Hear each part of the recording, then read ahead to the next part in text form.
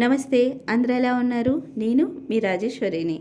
ఈరోజు మా బిలాయ్ సిటీ మీకు చూపించాలని ఓ చిన్న ప్రయత్నం. ముందుగా చిన్నగా లైక్ చేయండి. నేను మా నాన్న ఆటో బుక్ చేసుకొని మా చెల్లి వస్తుందని సర్ప్రైజ్ ఇవ్వడానికి కోసం మేము స్టేషన్కి వెళ్ళాం. మా చెల్లి సర్ప్రైజ్ మొత్తం పాడు చేసేసింది. తిట్టుకొని రేగిపోయింది. ఎందుకు నాన్న ఈ రాత్రి అప్పుడు అవసరమా మీరు రావడము? అవసరం లేదు, ఇంట్లోనే ఉండాలి కదా, నేను ఆటో బుక్ చేసుకొని వచ్చి సొంతును. అక్కలా నేను కాదు నాన్న. అక్కకైతే టికెట్ తీయడానికి ఒకరు, స్టేషన్ దిగబెట్టడానికి ఒకరు, తేడానికి ఒకరు, ఇంత మనిషి హెల్పర్స్ అవసరము. నాకేం అవసరం లేదు నాన్న, నేను వచ్చి సొంతును కదా అనుకుని చెప్పింది. నేను అనుకున్నాను సర్ప్రైజ్ అని వెళ్తే ఎలా ఎన్ని మాటలకా ఎలా అని ఆలోచించాను. నా మీదే కౌంటర్లా అనుకుని. కానీ అది వాస్తవం. నాకు మాత్రము మనుషులు లేకపోతే నేను ఒంటరిగా ప్రయాణించాలంటే నాకు నచ్చదు.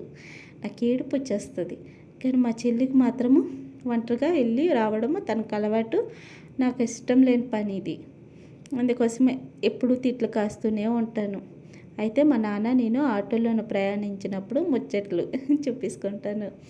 ఏంటంటే మా నాన్న ఆ రోజుల్లోన సైకిల్ మీద డ్యూటీకి వెళ్ళి వచ్చేవారు. అప్పుడు అక్కడ బత్తీస్ బంగ్లా కనిపించేది. బత్తీస్ బంగ్లా అంటే చాలా జడిస్తారు జనాలు. ఇప్పుడు కూడా ఆ బంగ్లా దగ్గరికి వెళ్ళినట్టునే కాసేపు ఆలోచనలో పడిపోతారు. ఏంటా అని ఆలోచిస్తున్నారు కదా, అక్కడ దెయ్యాలు ఉంటాయి తెలుసా. రాత్రప్పుడు లిఫ్ట్ అడిగితాయంట. లిఫ్ట్ అడిగి వెనక్కి కూర్చుంటాయంట. ఇది నిజంగా ఎన్నోసార్లు చాలా మనిషితో జరిగిందంట. మా నాన్న కూడా సైకిల్ మీద వెళ్ళినప్పుడు లిఫ్ట్ అడిగి కూర్చుంటాయంట. బీచ్నంట మాయమైపోతాయంట. నిజంగా ఈనాటి బత్తీస్ బంగ్లాలు ఎక్కడ ఉండవు కానీ మా బిలాయిలో ఉంది. అది ఇప్పుడు కూడా జడుస్తూనే ఉంటారు. అయితే మా నాన్న ఈ రాత్రప్పుడు ఆ డిస్కషన్ నాతో చెప్తున్నారు. గుర్తొచ్చింది. అమ్మ ఇలాగ అనుకోను. అప్పుడే అనుకున్నాను ఆటోలో నాకు లిఫ్ట్ అడిగి కూర్చుంటే అప్పుడు ఏడ్ చేస్తాం నాన్న ఇద్దరులము అనుకొని. అప్పుడైతే దెయ్యాలు లేవమ్మా, ఇప్పుడు మనుషులే డేంజర్గా మారిపోన్నారు. అప్పుడు చాలా దెయ్యాలు ఇవి ఎక్కువగా ఉండేవి అనుకొని చెప్పారు. చాలా ఓల్డ్గా చెప్తున్నాను కదా. లేదు, మా నాన్న చెప్పే డిస్కషన్లో నీతొకటి నిజంగా అప్పుడంట చాలా మనిషి అక్కడికి వెళ్ళి జడిసేవారు. ఇలాగ ఉంటుంది ఈ రాత్రప్పుడు ప్రయాణము. మా బిలాయ్ సిటీ ఎలా ఉంది? బాగుంది కదా. మా అంతను ఎంత కొన్నావా ఏటని ఆలోచించుకోద్దండి. నేనేం కొనలేదు. పుట్టింది పెరిగింది బిలాయిలోనే కాబట్టి నాకు ఈ సిటీ అంటే కొంచెం ప్రేమ ఎక్కువ. అయితే చిన్నప్పటి నుంచి మా అమ్మ ఒక్క ఆటో బుక్ చేయిస్తుంది. వేరే ఆటో బుక్ చేయడానికి అస్సలు ఊరుకోదు. ఎందుకోసమంటే రిస్క్ అనుకొని.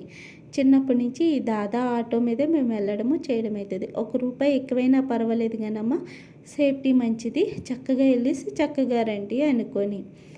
అది మా అమ్మ ఎప్పుడూ అలా ఆలోచించుకునే ఉంటుంది.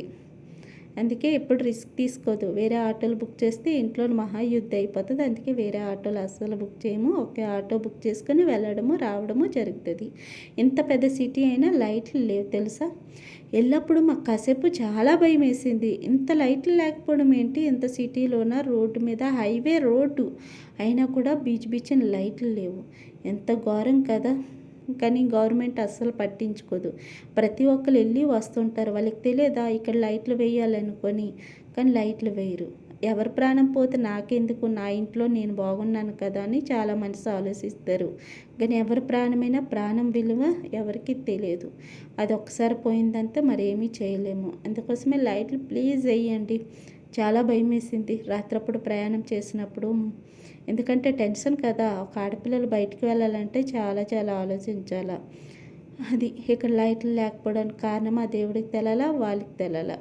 ఇక్కడ ఆవులు పెంచేస్తారు, విడిచిపెట్టేస్తారు. చాలా ఆవులు ఇలాగే రోడ్ల మీద పడి ఉంటాయి. ఎన్నో యాక్సిడెంట్లు కూడా ఇలాగనే అవుతూనే ఉంటాయి. ఎందుకు ఆవులు పెంచాలా? పెంచడం చేత కాకపోయినప్పుడు నోరు మూసుకొని ఉండాలా. వేస్ట్గా ఆవులు పెంచేసి విడిచిపెట్టడము ఎందుకు?